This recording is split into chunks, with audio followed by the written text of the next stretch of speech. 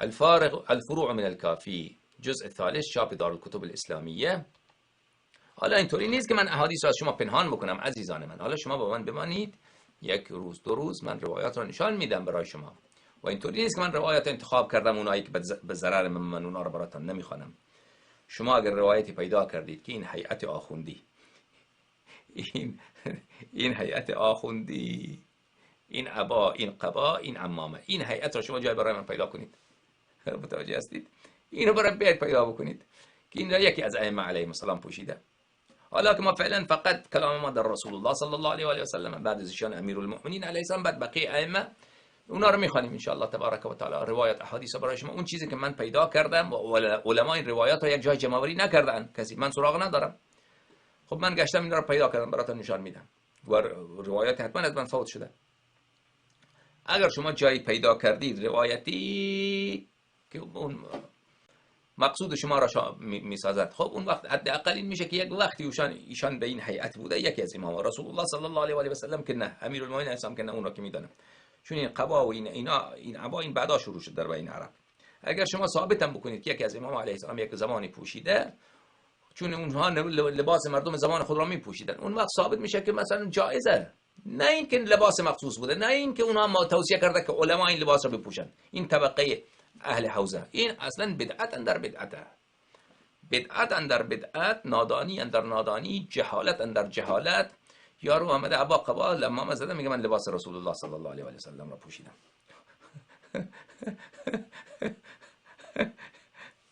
بله، اون یارو دیگرش هم که عبا قبا میزنه میگه من نایب امام زمان علیه السلام. بله. اون چیزی که متروک، اصلا تراث اهل بیت علیهم السلام متروک، لذا هر نوع جهل را شما بیاد در این بین مردم شیعه به نام اهل بیت علیهم السلام بفروش.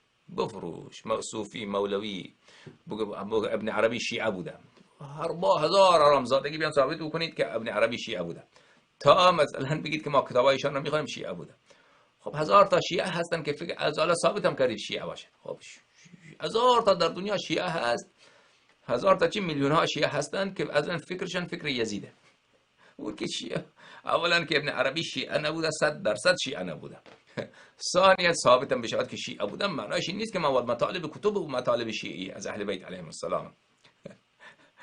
خلاصه بی شرمی، بی حیایی، جهالت، بدعت، اصلا طوفان اندر طوفانه.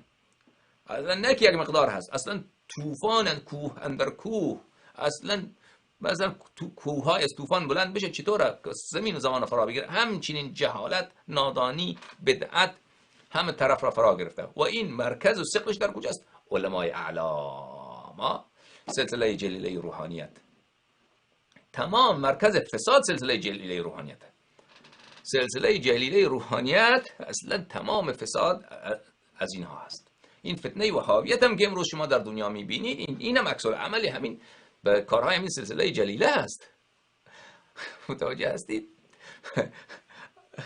یعنی این کرونا، ویروس کرونا، هیچ سلسله جلیله روحانیت بزرگترین کرونایی که در تاریخ بشر بوده.